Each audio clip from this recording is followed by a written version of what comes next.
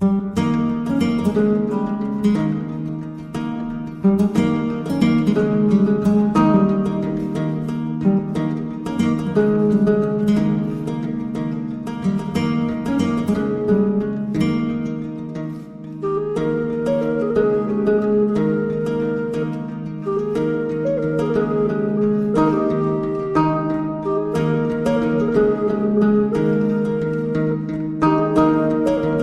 বন্ধুরা, তোমাদের সবাইকে ব্লগার দি অফিসিয়াল চ্যানেলে অনেক অনেক স্বাগত। তো তোমরা সবাই কেমন আছো? আশা করছি সবাই ভালো আছো এবং সুস্থ আছো। তো আজকের ভিডিওটা একদম সকাল সকাল থেকে শুরু করেছি এবং দেখতে পাচ্ছো সকাল সকালই না আমাদের এখানে অনেক বৃষ্টি হচ্ছে। আসলে বৃষ্টিটা শুরু হয়েছিল ওই রাতের দিকেই, কিন্তু এখনও পর্যন্ত বৃষ্টিটা কমেনি। ওই রাতের থেকে সকাল পর্যন্ত এখনও পর্যন্ত বৃষ্টিটা অনবরত হয়েই চলেছে। তো এটা আমাদের বাড়ির উঠোন, দেখতেই পারছো বৃষ্টিটা অনেকটাই কমে গিয়েছে এখন। মানে কাজ যাওয়ার মতন বা সকালবেলার টাইম তো সবাই কাজ যায়, ঠিক ওরকম একটা অবস্থায় রয়েছে। তো আমি আর কি করব, ভাবলাম বৃষ্টির মধ্যে কেমন আর কাজ তো করতে পারছি না, তো ঘরেই বসে রয়েছি। তো ভাবলাম এখান থেকে আজকের ভিডিওটা শুরু করে দিই। চলো তোমাদের না একটা জিনিস দেখাই। আমার ঘরের আশেপাশে না কিছু গাছ রয়েছে, যেমন কচু গাছ রয়েছে, লাউ গাছ রয়েছে, পুঁই শাক গাছ রয়েছে, এদিকে রয়েছে একটি টমেটো গাছ, যার মধ্যে কিন্তু খুব ভালো টমেটোও ধরেছে। তো এরপরে আমি চলে এলাম ঘরে। তো দেখতে পাচ্ছ ঘরে না আমি সকাল সকালই সব কাজ সেরে নিয়েছিলাম। এই যেমন বিছানা ওঠানো, জামা কাপড় গোছানো, সব কিছু ডাস্টিংয়ের কাজ মোটামুটি হালকার মধ্যে আজকে করে নিয়েছিলাম। ভেবেছি কালকে যে কাজগুলো থাকবে কালকে করে নেব। বৃষ্টির মধ্যে না একটা আলসি ভাব ধরে যায়, তখন আর মনে হয় না যে কোনো কিছু করি। তো একবারে যতটা পেরেছিলাম সেই হিসেবে কাজ করে নিয়েছি। তো আজকে সকালে ভাত খাইনি, তো কি খাচ্ছি সেটা দেখাচ্ছি। তো খেয়েছিলাম মুড়ি, চিনি, বিস্কুট, কলা এসব দিয়ে আর কি খেয়েছিলাম। তো খাওয়া দাওয়ার পর না একটু শুয়েছিলাম, ভালো লাগছিল না।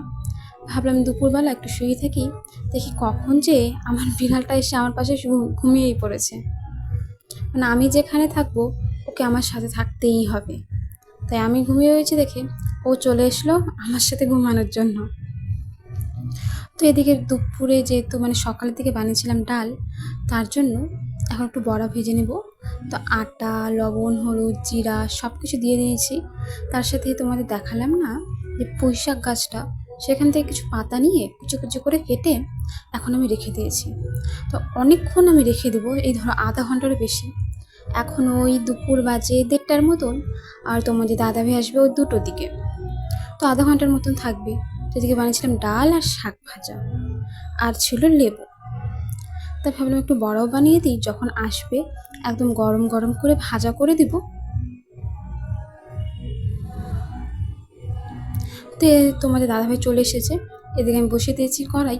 এখন তাড়াতাড়ি করে বড়াগুলো ভাজা করব আর গিয়ে তোমাদের দাদাভাইকে দিয়ে আসবো। চলো বড়াগুলো ভাজার জন্য বসিয়ে দিব। তেলটা গরম হতে হতে তোমাদের একটু বাড়ির পরিবেশটা দেখাই। তো দেখো এখন কিন্তু বৃষ্টিটা কমে গিয়েছে, এখন আর বৃষ্টি নেই। তো যে তেলটা আমার দেখতে দেখতে গরম হয়ে গিয়েছে, তো চামচ দিয়ে আমি একটু একটু করে বড়াগুলো দিয়ে দিচ্ছি। তো আস্তে আস্তে এই বড়াগুলো ভাজা হোক। বড়াগুলো না আমি অনেকক্ষণ পর্যন্ত মানে ম্যারিনেট করে রেখে দেওয়ার কারণে খুব মুচমুচে হয়েছে। আটা দিয়ে যে এত মুচমুচে হবে আমি সেটা ভাবতেই পারিনি। তো প্রথমে 4টা দিয়েছিলাম, 4টা ভাজা করার পর আবার 4টা, মানে তেল কম দিয়ে অল্প অল্প করে ভাজা করে নিচ্ছিলাম পুরোটা। তারপর দেখো এদিকে প্রায় সন্ধে হয়ে এসেছে। তো বিকেলের দিকে একটু ঘুমিয়েছিলাম। তো ঘুমিয়ে তারপর ঘুম থেকে উঠে দেখি সব কাজ যে টুকিটাকি কাজগুলো থাকে সেগুলো সেরে নিলাম।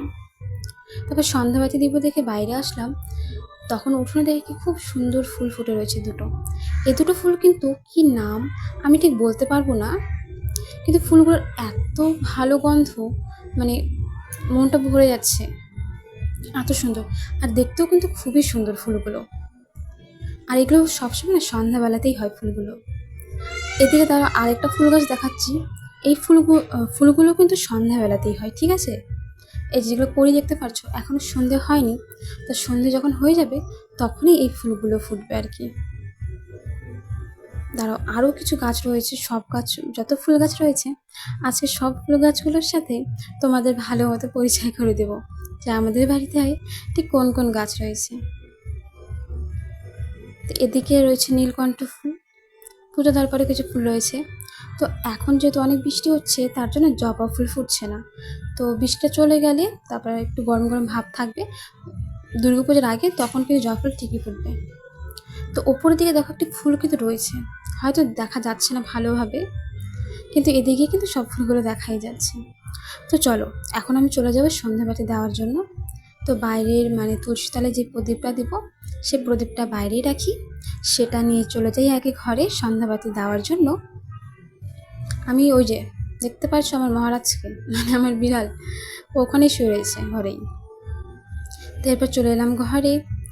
এখন ঠাকুরের সামনে যে ফুলগুলো রয়েছে সেই ফুলগুলো উঠিয়ে নিয়ে তারপর আস্তে আস্তে করে মানে আজকে না জানো তো ঘরে ধূপকাঠি না থাকার কারণে শুধুমাত্র প্রদীপ দিয়েই আজকে সন্ধ্যাবাতিটা সেরে নেব। তো এইদিকে একটা প্রদীপ জ্বালালাম, তারপর আরও একটি প্রদীপ জ্বালিয়ে নেব, কারণ বাইরেও প্রদীপ দিব তার জন্য।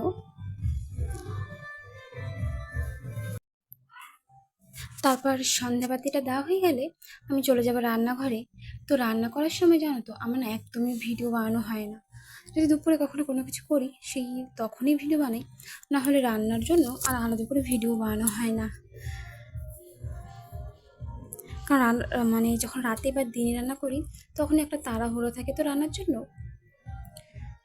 তো দুটো প্রদীপ জ্বালিয়ে নেব, একটি একটি প্রদীপ থেকে আরেকটি প্রদীপ যেহেতু জ্বালাতে নেই তার জন্য দুটো আলাদা আলাদা সলাই দিয়েই প্রদীপ দুটো আলাদাভাবে জ্বালিয়ে নিলাম। আর এখন শঙ্খটা বাজিয়ে নেব। আমি চেষ্টা করি শঙ্খ বাজানোটার, মানে আগে আমি তেমন একটা পারতাম না, তবুও এখন চেষ্টা করি যাতে একটু ভালো করে শঙ্খটা বাজাতে পারি। চলো এখন চলে যাব বাইরে প্রদীপটা নিয়ে। তো প্রথমে আমার ঘরে দেখিনি প্রদীপটা, কিন্তু আমি ঘরে যেতে পারবো না, আমি যখনই ঘরে যাব বিড়াল আমাকে টেনে ধরবে, যেতে দেবে না ঘরে। তার জন্য আমি বাইরের থেকেই ঘরে প্রদীপ দেখিয়ে দিলাম, আর এদিকে তুলসী তলাতেও আমি প্রদীপ দেখিয়ে দিচ্ছি। চলো তাহলে আজকের ব্লগ ভিডিওটা আমি এখানে শেষ করছি। তোমাদের সাথে দেখা হবে নতুন একটি ভিডিও নিয়ে।